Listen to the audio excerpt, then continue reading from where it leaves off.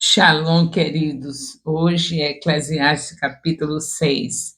A glória e a honra seja dada ao nosso Deus, que tem renovado as nossas forças físicas e espirituais. Nele nós podemos todas as coisas. Podemos até fazer o estudo da palavra e responder o questionário para mostrar o que nós entendemos. Podemos até passar cada dia da nossa casa, na nossa família, lendo 3 capítulos da Bíblia, porque nós podemos todas as coisas naquele que nos fortalece. E Ele nos preparou e nos fortalece justamente para isso, para estarmos conhecendo a Sua palavra e ganhando, consolidando, discipulando e enviando. Por isso que Ele quer que nós estejamos sabendo a palavra, porque não pode haver discipulado com alguém que não conhece a palavra. Louvado seja Deus. Então, nós temos aqui no capítulo 6 de Eclesiastes. Falamos aqui agora sobre que nós vemos muitos estudiosos e pregadores ignorarem Eclesiastes 6. Já viram isso? Tem muitos estudiosos e muitos pregadores que ignoram Eclesiastes 6. Ou teceram um comentário muito rápido sobre o mesmo assunto, sobre este assunto. Como estou dispondo a comentar todos os capítulos, não posso me valer de artifícios. Se nós nos dispomos, nós sentimos que Deus quer que a sua palavra seja genealogia, seja somente nomes de pessoas, seja lido, porque Deus não é nenhum bobo para colocar os seus filhos, inspirados por Ele, para escrever 1189 capítulos da Bíblia, para a gente achar que esse capítulo não precisa ser lido. Deus é sábio, Ele é a própria sabedoria. Então, todos os capítulos da Bíblia devem ser lidos. Tem sempre algo para Deus nos falar em cada capítulo. Portanto, vamos estudar. Vamos ler, mesmo que muitos achem que não deveríamos ler, porque acham que não é necessário. Qual é a parte da Bíblia que não é necessário ser lida? Não existe nenhuma delas. Todas são importantes. Preciso ser honesto. Eu quero ser honesto e dizer que não é fácil ler este capítulo. Não tem facilidade minha, mas tem a facilidade daquele que escreveu, que usou pessoas para escrever, o Espírito Santo. Ele nos ajuda. O desespero do pregador é grande e ele chega a argumentar algumas coisas bem pesadas. Veja o que ele diz aqui em Eclesiastes 6:3.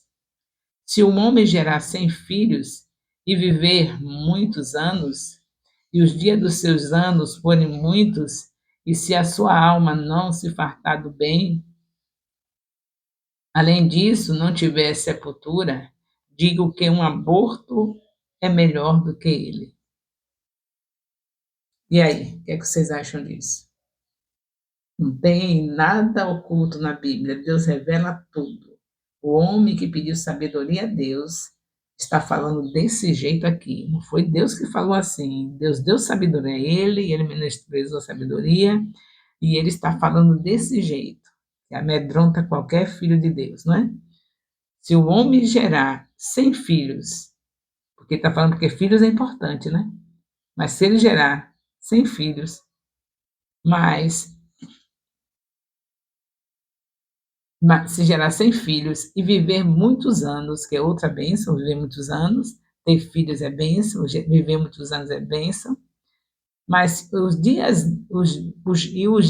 dos seus anos forem muitos, e a sua alma não se fartar do bem, e além disso não tiver sepultura, digo que um aborto é melhor do que ele.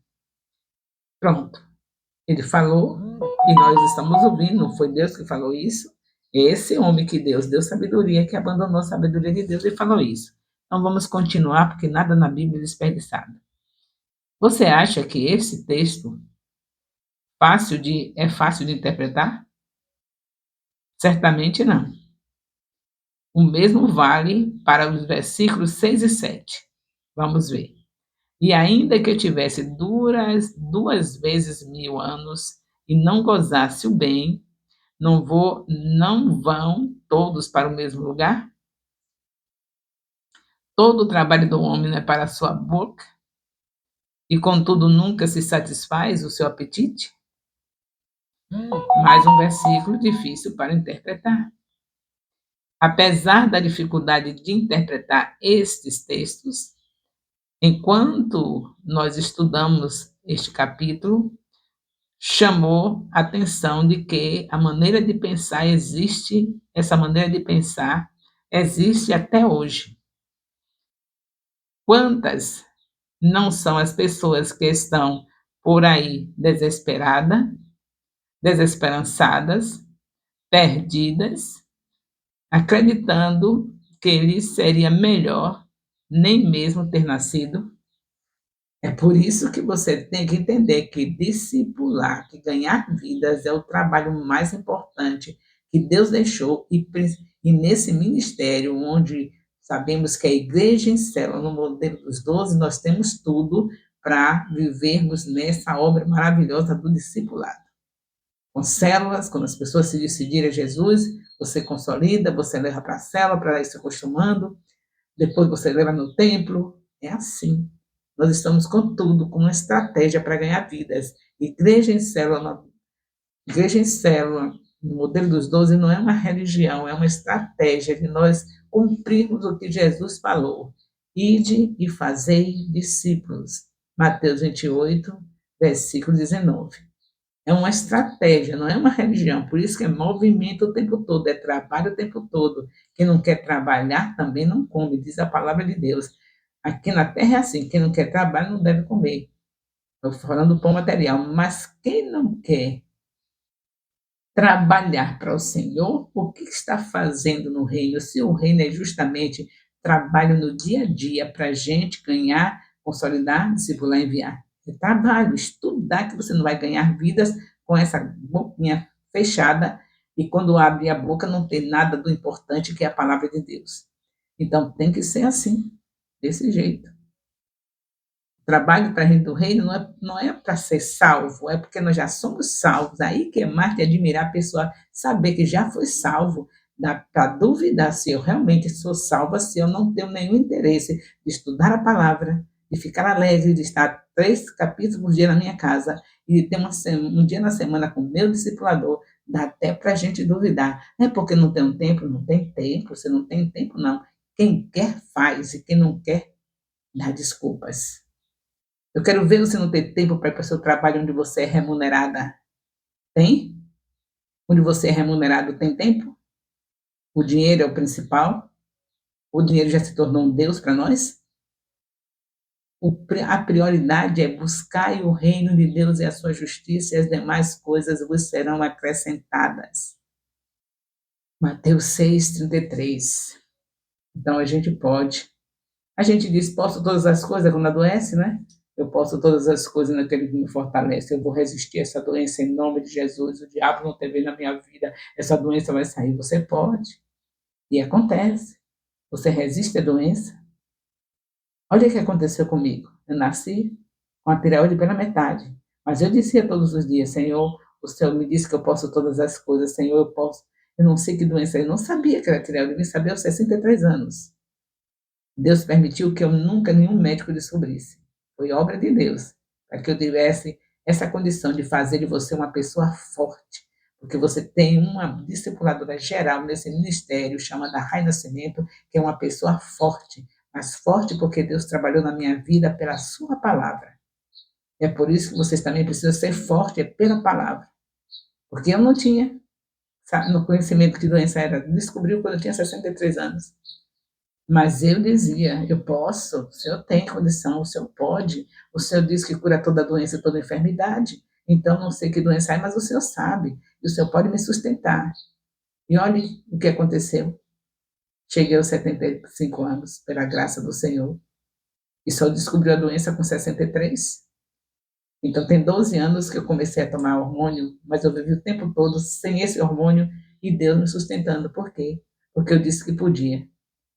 E confiei na palavra. Você não confia na palavra, não? Está escrito em Mateus capítulo 11, versículo 28, Ele renova as forças do cansado. Ele diz assim: vinde a mim, vós que estáis cansados e oprimidos, que eu vos aliviarei. Está cansada dessa correria que você mesmo inventou para comprar isso, comprar aquilo outro?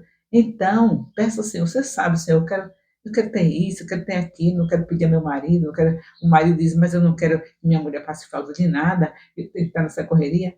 Tudo bem? Então, peça ao Senhor se você prefere correr em vez de deixar que Deus lhe acrescente tudo, como ele diz, as demais coisas vos serão acrescentadas. Correr só pelo pão de cada dia. E as demais coisas vos serão acrescentadas. Você preferiu assim? Fazer a sua correria e depois dizer que não pode fazer a obra de Deus, estudar a palavra, responder um questionário, estar meditando de dia e de noite, ir no vídeo, honrar o seu discipulador, colocar o nome do discipulador lá no comentário, não pode fazer nada disso porque está cansado? Então vá para Jesus. Ele diz, vinde a mim, vós que estáis cansados e oprimidos, eu vos aliviarei. Aí você cai nos braços dele, medita um pouquinho com ele ali, vai meditando no próprio capítulo que você tem que estudar durante a semana, no discipulado, medite, depois vá no vídeo, coloque o nome do seu discipulador, que maravilha, né? Descanse em Jesus. É assim que se faz. É o que ele manda. Vinde a mim, vós que estáis cansados. Ao chegar nos braços dele, você vai logo entender que você pode pegar o celular, chegar lá no lugar dos comentários e botar minha discipuladora é fulana de tal. O meu discipulador é fulano de tal. Pronto. Aí já colocou a sua parte de honra, aqueles que estão se esforçando para lhe ensinar. Depois, aqueles que são discípulos do apóstolo Elias, direto. Vai fazer o nome, colocar o nome dele, os que são minhas discípulas diretas, porque todos são discípulos de Jesus que estão em nossas mãos, mas tem aqueles que estão convivendo comigo direto, tendo discipulado direto comigo, então esses colocam o meu nome, e eles colocam o nome dele, os que estão com ele diretamente, que são pastores, bispos, missionários, pessoas que estão se aproximando de nós, já para ser missionários também, colocam o nosso nome. É assim. Se descansar em Jesus, se confiar que só ele vai dizer, eu te renovo. Abra aí o celular, bote aí o comentário. Meu discipulador é fulano e tal, minha discipuladora é fulano e tal, eu te renovo. Pega aí o questionário, veja aí a primeira pergunta. Está perguntando de quê? Da vida da apóstola? Está perguntando da vida do apóstolo? Não, está perguntando sobre o que você estudou. E você que é fiel estudou, então responda. Não vai nem 10 minutos. Para quem estudou, não vai 10 minutos. Ah, mas eu não tive tempo de estudar. Procure tempo de estudar, porque a ordem do Senhor é meditar na palavra de dia e de noite. Não tem meditação sem estudo. Você não tira tempo nenhum do dia para meditar? Então, por que você não medita naquilo que está determinado? Você não vai no lugar secreto, não lê um capítulo da Bíblia? Por que você não lê o capítulo justamente que está determinado? Se você juntar o que a Bíblia diz e obedecer, você nunca vai dizer que não tem tempo. Porque se você disser que não tem tempo, então você não lê Bíblia, não é? Porque você pode, se você vai ler a Bíblia, você lê justamente a lição do discipulado. Ou quer fazer outra leitura, que você tem um capítulo tal que Deus me falou, que Deus mandou abrir a Bíblia aqui. Oh, meu Deus, não existe isso no ministério, é? Alguém que abre a Bíblia para dizer, olha o que Deus está falando. Você estuda a Bíblia de Gênesis a Apocalipse, cada capítulo, para poder entender. E você já tem um discipulado aí, só basta pegar, você vai meditar na palavra ou não vai todos os dias? Então, medite no capítulo que você vai estudar, para ir pelo seu discipulado com ele na pontinha da língua e com o questionário respondido. Tem a sabedoria, nós estamos no livro da sabedoria e temos a sabedoria dentro de nós, que é o Espírito Santo. E hoje nós estamos aqui no nosso discipulado com o capítulo 6 de Eclesiastes. O Senhor falando aos nossos corações, mostrando a situação que ficou um homem que abandonou a sabedoria. Falando essas coisinhas que você tem susto, né? Que as pessoas não querem nem passar por esse capítulo porque ficam assustadas, pensando que vai ter algum dano para a sua vida. Nada na Bíblia lhe causa dano, ao contrário, traz aprendizados preciosos para que você continue vivendo dia e noite com Jesus. Quem estuda a Bíblia, acreditando que ela é a palavra de Deus, jamais vai abandonar o Senhor Jesus. Nada que é desperdiçado. Então, apesar de ser difícil para interpretar esses textos, nós estudamos e vamos compreendendo, né? Quantas não são as pessoas que estão do mesmo jeito de Salomão aqui? Então, vamos entender. Esse grito de desesperança ainda está presente entre nós, entre nossos amigos, nossos familiares. Então, vamos estudar a palavra para nossos amigos serem salvos, nossos familiares serem salvos e perderem essa desesperança, trocar desesperança por esperança, porque Jesus é a nossa esperança. Trocar esse desespero pela paz que excede todo entendimento, porque Jesus é a nossa paz. Considerando que o livro de Eclesiastes como um todo, parece-me que ele fala muito mais sobre Cristo do que podemos imaginar numa leitura rápida ou descuidada. Se você ler o livro de Eclesiastes de uma leitura rápida, como sempre fazem, não é? Só para dizer, hoje eu li um capítulo da Bíblia, mas se você ler meditando, você vai descobrir que está falando muito de Cristo aqui. Vale a pena lembrar aqui que toda a Bíblia aponta para Cristo. Desde Gênesis que eu falo isso.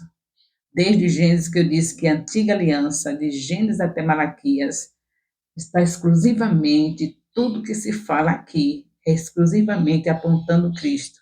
E Eclesiastes não é diferente.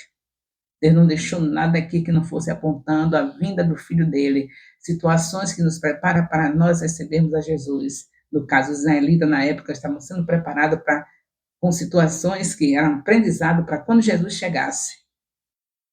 Aquela promessa de Gênesis 15, 20, de Gênesis 3, 15, era para ser lembrada diariamente. Então, tudo que Deus escreveu nesse livro, no Pentateuco e nos demais livros até chegar a Malaquias, é para que o povo não esquecesse que a promessa que ele tinha feito de Gênesis 3,15 iria se cumprir. Porque se o povo se esquecesse, não tem promessa cumprida para aquele que não se lembra do que foi prometido. Tem alguém que seja bobo para dar alguma coisa a alguém que não prometeu e a pessoa não esperou? A pessoa diz, não está esperando, então deixa para lá. Não é assim? Mas nosso Deus, que é bom, a sua misericórdia se renova a cada manhã, ele então providenciou de tudo para a gente não esquecer. Porque como ele é bom, mas ele é justo, se a gente não tivesse um remanescente, não tivesse aqueles que estivessem esperando, nunca nós teríamos vindo Jesus aqui. Então, ele mesmo, com seu amor incondicional, providenciou de Gênesis a Malaquias essa lembrança constante de que ele iria cumprir a promessa e fez todos os recursos, como vocês sabem do tabernáculo que foi feito lá no livro de Êxodo, tudo era recursos para que o homem, pelo menos, tivesse uma meia dúzia que não esquecesse de que a promessa estava para se cumprir. E até Eclesiastes, que você tem dificuldade de ler, não é? Meu Deus, que capítulo é esse? Pois é, até isso lembra Jesus. Então, após muitos questionamentos, angústias, dores e conclusões precipitadas, o pregador consegue dizer que o fim de todas as coisas é temer a Deus. Teme a Deus e guarda os seus mandamentos. Da mesma forma que as pessoas que estão fazendo este questionamento do capítulo 6 só vão encontrar paz em Cristo, o pregador entende que Deus é começo e fim de todas as coisas. Esse capítulo é um alerta para mim que já encontrei Jesus. Existem pessoas aí fora clamando desesperadas por respostas. Existem pessoas querendo entender o sentido da vida e sem encontrar. Depois de sem encontrar respostas nem esperanças, muitas estão caminhando por um caminho perigoso. Nós, que pela graça de Cristo fomos alcançados, precisamos levar a única resposta possível para essas pessoas, que é Jesus. Está vendo você? O capítulo que é desprezado por alguns sábios, alguns teólogos, a lição que nós tiramos. Se existem pessoas nesse nível, o que é que nós temos que fazer nessa terra como filhos de Deus, que já fomos alcançados pela graça? Estamos estudando a Bíblia diariamente, para saber o que vai falar. Quando abrir a boca só vai sair Jesus, porque a palavra é Jesus. E cada vez que você falar para alguém, vai ter alguém aceitando Jesus Cristo, você consolidando, discipulando e enviando. E aí vai acabar a desesperança, vai acabar o desespero, como já acabou na minha vida e na sua? Ou você ainda tem algum desespero depois que tem o Espírito Santo dentro de você, que é filha de Deus, que foi lavada pelo sangue de Jesus, ou lavado, ainda tem desesperança? Então, você não quer isso para as pessoas? Então, vale ou não vale a pena você estudar na Bíblia para poder você ensinar sobre Jesus e as pessoas aceitarem Jesus e acabar com esse desespero, com essa desesperança que fala nesse capítulo 6. Então, em nome de Jesus Cristo, vamos prosseguir. Jesus é a nossa esperança. Jesus é a nossa esperança. E nós não podemos deixar de ler a palavra, porque Ele é a palavra, porque temos que passar para as pessoas justamente a palavra que é Jesus. O amor de Deus, nosso Pai, a graça salvadora do nosso Senhor Jesus Cristo, a comunhão do Espírito Santo, seja com todos os discipuladores e discípulos do Ministério Apostólico Internacional Filhos de Jerusalém, desde agora e para sempre. Amém. Louvado seja